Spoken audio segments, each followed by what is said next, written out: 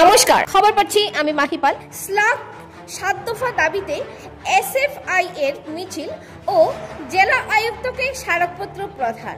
ছাত্র সমাজের শিক্ষার সঙ্গে সম্পর্কিত ৭ দফা দাবির ভিত্তিতে ভারতের ছাত্র ফেডারেশন এসএফআই এর ডাকে ১ নভেম্বর শ্রীভূমি শহরের জেলা আয়ুক্তের অফিসের সামনে বিক্ষোভ প্রদর্শন করেন এসএফআই সদস্যরা। প্রতিনিধিত্বমূলক এই বিক্ষোভে শতাধিক ছাত্রছাত্রীরা অংশগ্রহণ করেন। ছাত্রছাত্রীরা এসএফআই এর সাদা পতাকা ও ৭ দফা দাবি সম্বলিত প্ল্যাকার্ড হাতে কালীবাড়ি রোড থেকে মিছিল করে বিক্ষোভস্থলে পৌঁছান। তাদের দাবিগুলির মধ্যে ছিল সরকারি শিক্ষা প্রতিষ্ঠানগুলিতে প্রয়োজনীয় সংখ্যক শিক্ষক নিয়োগ করা, হায়ার সেকেন্ডারি স্কুলগুলিতে পঠিত বিষয়গুলির বিষয় শিক্ষক নিয়োগ করা, বিশাল অঙ্কের ভর্তি ফি, পরীক্ষা ফি কমিয়ে গরিব ছাত্রছাত্রীদের নাগালের মধ্যে আনা, উচ্চ হারে শিক্ষা মাসুলের জন্য ড্রপ আউট বন্ধে ব্যবস্থা নেওয়া, আসাম বিশ্ববিদ্যালয়ের গণহারে বেগ ও মাসুল দিয়ে পুনর্মূল্যায়নের মাধ্যমে উল্লেখযোগ্য সংখ্যক পরীক্ষার্থীদের উত্তীর্ণ হওয়ার বাস্তবতা তদন্তের মাধ্যমে ব্যবস্থা নেওয়া, অনুসূচিত স্কলারশিপ সহ সমস্ত প্রকার বন্ধ হওয়া স্কলারশিপ চালু করা, শিক্ষার বাণিজ্যিকরণ বন্ধ করা, শ্রীভূমি জেলায় উচ্চ শিক্ষা ভর্তি সিইউইটি পরীক্ষা কেন্দ্র স্থাপন করা, রাজ্য সরকারি নিয়োগে বরাক উপত্যকায় স্থানীয় প্রার্থীদের বঞ্চনা বন্ধ করা, সবার জন্য সর্বোচ্চ স্তর পর্যন্ত অবৈতনিক শিক্ষা চালু করা ইত্যাদি। প্রতিকূল আবহাওয়ার মধ্যেও স্কুল কলেজের ছাত্রছাত্রীরা ব্যাপক সংখ্যায় বিক্ষোভে অংশগ্রহণ করেন। বিক্ষোভে যোগ দিয়ে ছাত্রনেত্রী নীতিকণা নাথ বলেন, জন্মলগ্ন থেকেই এসএফআই সবার জন্য শিক্ষা, সবার জন্য কাজের দাবিতে লড়াই চালিয়ে যাচ্ছে।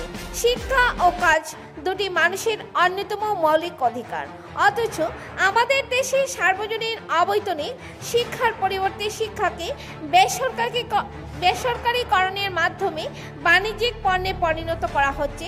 ফলে গরিব অংশের ছাত্রছাত্রীরা শিক্ষা থেকে বঞ্চিত হচ্ছে। শিক্ষা খাতে কেন্দ্রীয় ও রাজ্য বরাদ্দ কমার ফলে সরকারি শিক্ষা প্রতিষ্ঠানগুলিতে শিক্ষক নেই। সরকারি শিক্ষা প্রতিষ্ঠানের দুর্বল পরিকাঠামো এবং শিক্ষকের অভাব বেসরকারি বাণিজ্যিক শিক্ষা প্রতিষ্ঠানগুলিকে মুনাফার সুযোগ করে দিচ্ছে। বিভিন্ন ছাত্রবৃত্তি বন্ধ করছে সরকার, এর ফল ভোগ করছে গরিব অংশের ছাত্রছাত্রীরা। কেন্দ্রীয় নতুন শিক্ষানীতি শিক্ষাকে ব্যয়বহুল করে গরিব অংশের ছাত্রছাত্রীদের শিক্ষা থেকে দূরে সরিয়ে রাখা সহ শিক্ষার মাধ্যমে সুস্থ চিন্তা ও গণতান্ত্রিক চেতনাকে প্রসারিত করার পথ রুদ্ধ করার পরিকল্পিত চিন্তার বাস্তবায়ন। শিক্ষার পর কাজ পাওয়া ছাত্রছাত্রীদের ন্যায় সংহত অধিকার, অথচ কাজের পথ প্রায় বন্ধ। আমাদের রাজ্যে বেকারি সর্বকালীন রেকর্ড অতিক্রম করেছে। উপত্যকায় রাজ্য সরকারের নিয়োগে স্থানীয় প্রার্থীদের বঞ্চনা করা হচ্ছে। উচ্চশিক্ষায় ভর্তির জন্য পরীক্ষা চালু করেছে সরকার, এই পরীক্ষা কেন্দ্র জেলায় নেই। ফলে ছাত্রছাত্রীরা আর্থিক, শারীরিক, মানসিক হয়রানির সম্মুখীন হচ্ছে। অনেকে দূরে গিয়ে পরীক্ষায় বসতে পারছেন না। এই জিনিসগুলোর বিরুদ্ধে আমরা প্রতিবাদ জানাচ্ছি। এসএফআই একদিকে পড়াশোনা চালিয়ে যাওয়ার জন্য ছাত্রছাত্রীদের উৎসাহ দেয়, অন্যদিকে পড়াশোনার প্রতিবন্ধকতাগুলির বিরুদ্ধে সংগ্রাম করতে শেখায়। ছাত্রছাত্রীদেরই শিক্ষার প্রতিবন্ধকতার বিরুদ্ধে লড়তে হবে, পরিবারের পাশে দাঁড়াতে হবে, পরিবারের অভিভাবকদের আর্থিক অবস্থা বুঝতে হবে, অভিভাবকদের পাশে দাঁড়াতে হবে বলে তিনি উল্লেখ করেন।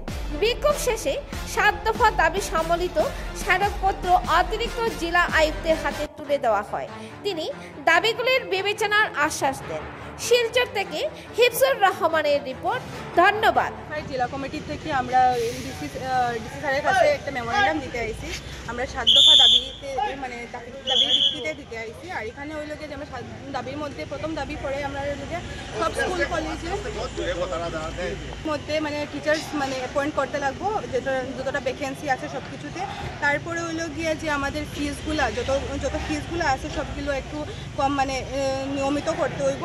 আর আমরা ৩ নম্বর দাবি হইল গিয়ে যে রিইভ্যালুয়েশন রিভ্যালুয়েশনের যেটা আমরা রিভ্যালুয়েশন ম্যাটার যেটা আমরা রিভ্যালুয়েশনে পাঠানোর পরে আমাদের যেটা ব্যাগটা যেটা ছুটিয়ে আয় এটা তো আগেই আমরা ছুটার কথা ছিল মানে যেটা মানে কিছু কিছু স্টুডেন্টসের আমরা দেখি যারা ব্যাগ লাগছে তারপরে তারা রিভ্যালুয়েশনে পাঠানোর পরে তারা ব্যাগটা ছুটিয়ে আইছে বাট এটা তারা আগে তারা ফেল আসছিল তো এটা আর কি এটার উপরে একটা তদন্ত করা দরকার যে মানে এটা পরে তারা ব্যাগটা ছুটি যায় এরপর আগে তারা ব্যাগ লাগানো থাকে এরপরে ভাস্ট অ্যামাউন্টে ব্যাগ লাগানো থাকে এটা কেনে অতটা স্টুডেন্টের অত ভাস্ট অ্যামাউন্টে ব্যাগ কেনে তারপরে হইল গিয়ে যে আমরা সিউরিটির একটা সেন্টার হওয়া দরকার আমাদের করিমগঞ্জ সর্বোচ্চ পর্যন্ত অবৈতনিক শিক্ষা চালু করো